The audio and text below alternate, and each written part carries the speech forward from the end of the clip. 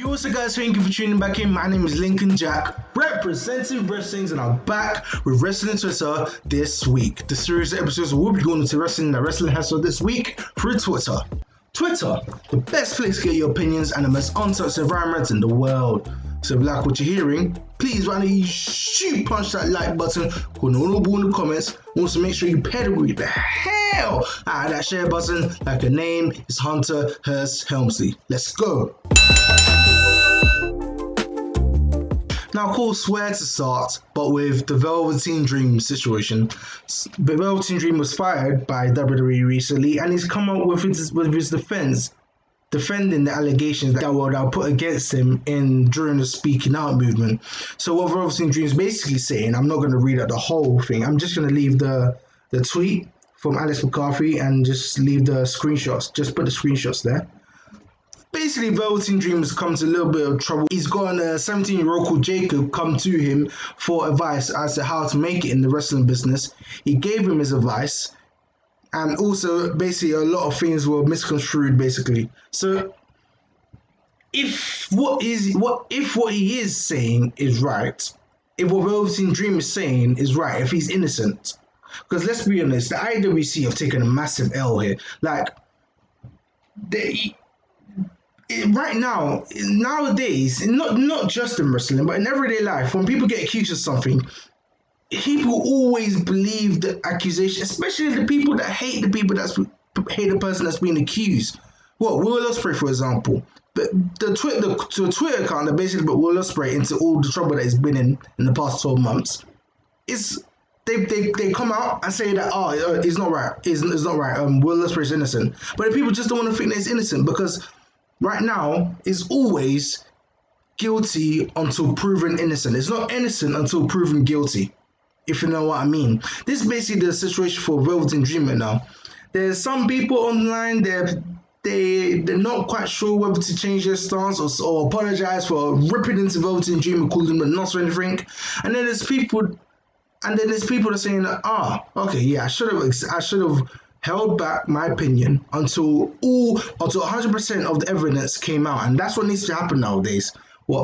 We could be losing one of the best stars that WWE, best homegrown stars that WWE ever produced in the last decade, Velveteen Dream, to basically untrue allegations. So call your balls in the comments. Let me know what you think about this situation. It's really sketchy, and I really suggest that you do your research on this whole situation before you pass your judgment, as you should do in everyday life. So there's this tweet here from @NoirTheSavage. That's quite a good to be honest. He's basically saying that I blame the wrestling community. He has several times said that he was innocent. Nobody believed, yet y'all continue bashing him over and over. How did I just get American over there? Y'all continue bashing him over and over. No evidence, no nothing. The man was innocent the whole time. Now, we don't exactly know that he's innocent, which is what I've been saying the whole time. Wait until all the evidence is out before passing your judgment. And also, ask yourself this. Why has Velveteen Dream been fired over an incident that they haven't gone to court or anything? Velveteen Dream has been arrested. The police haven't done the whole investigation and come to the conclusion that, this guy has to go to court. So it might not have been sacked for that, but it might have been sacked for other reasons, like misconduct. There's these tweets that we're going about lately saying that he's probably the most unprofessional person to work with. He's gone to shows and hasn't talked to anyone. This kind of gives you the young Shawn HBK vibe.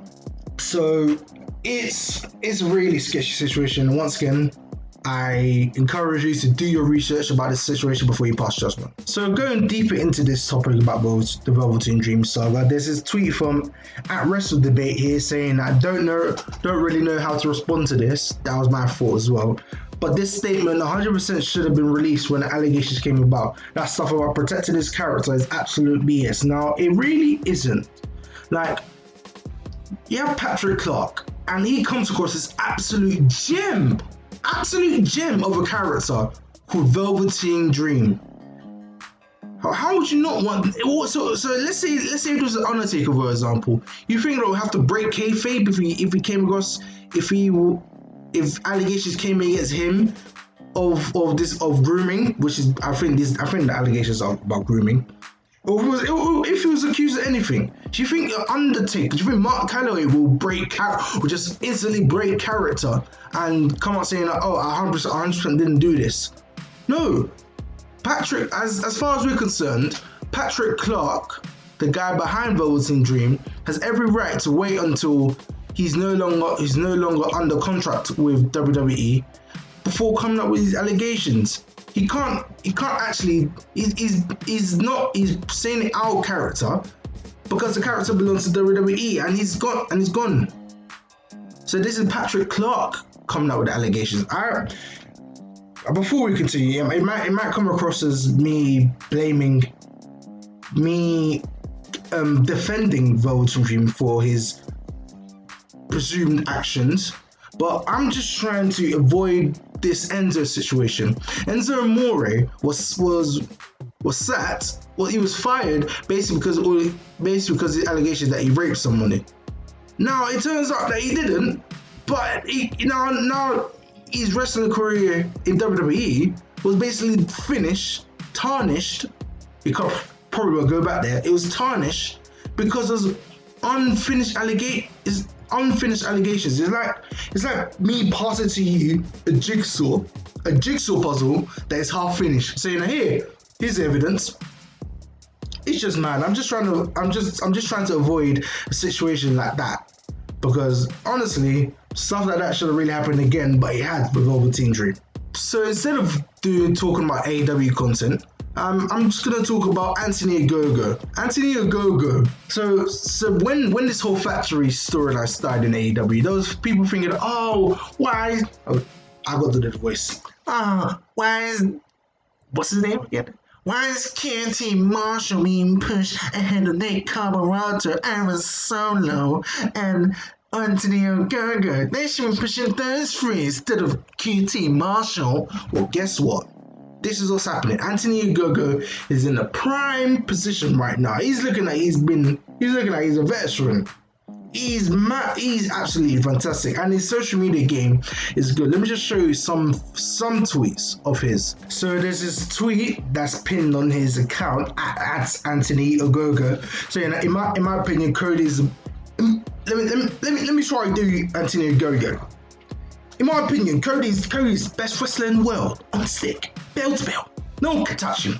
It'll be an honor to stove his head in at Double or Nothing. The Great Britain versus the American Dream.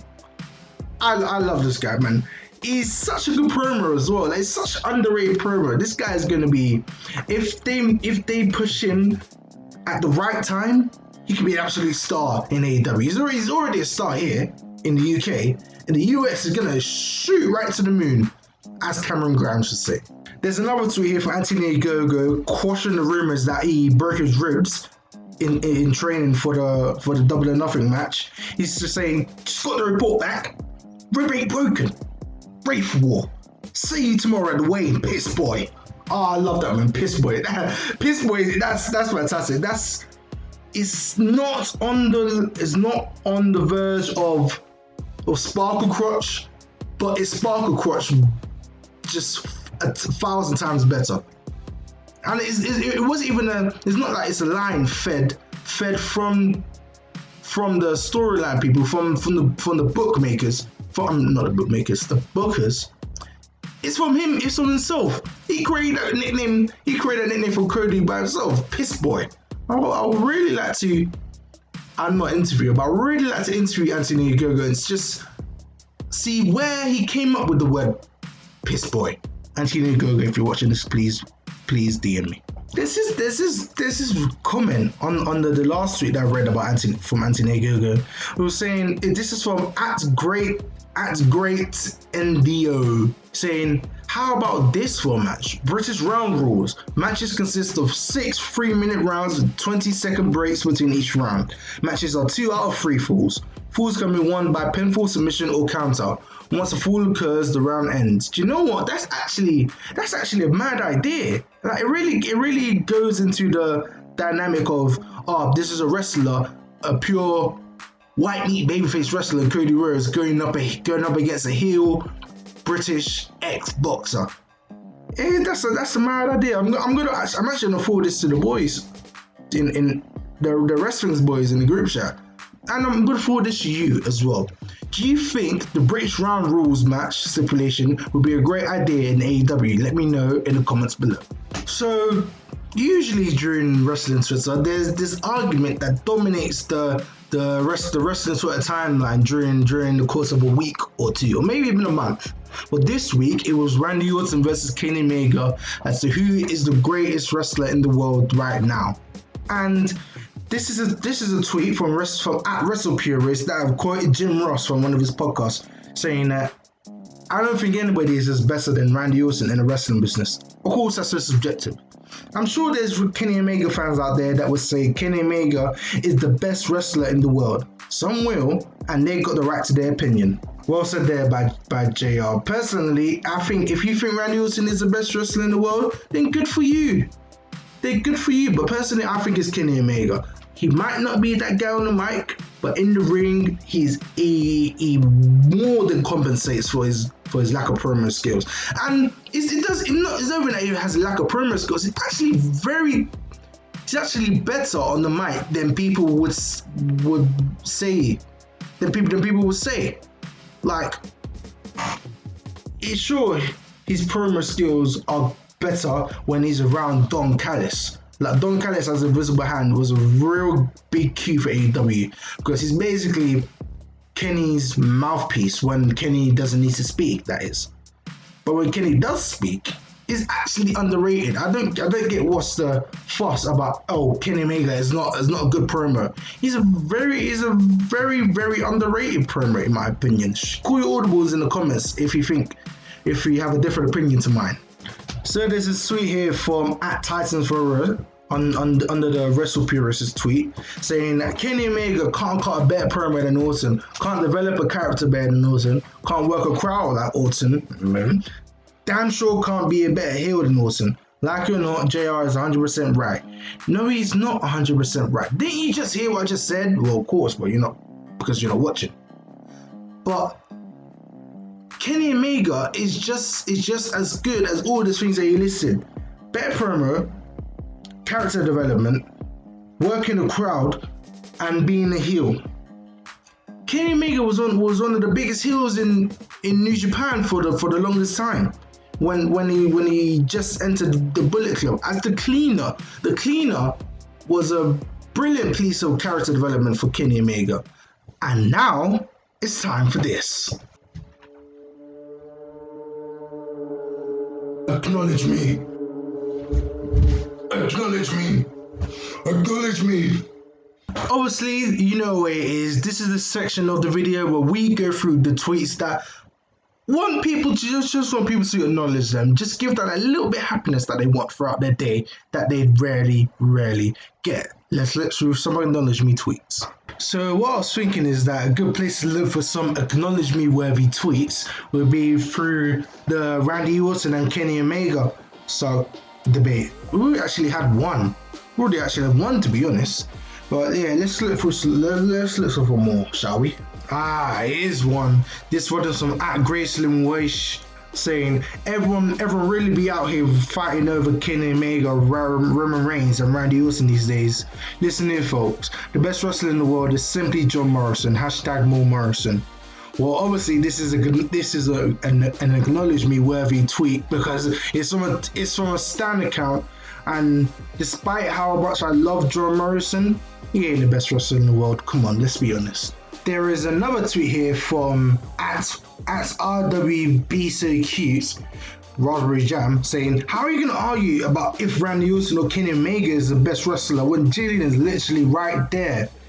Now, this has 7 likes. I am 100% aware that this is a troll tweet, but just had to put it in there because Jillian, I doubt she'll be the best women's wrestler if she was still active. I mean, is she still active? I mean, what part of Divas era? Who is Jillian?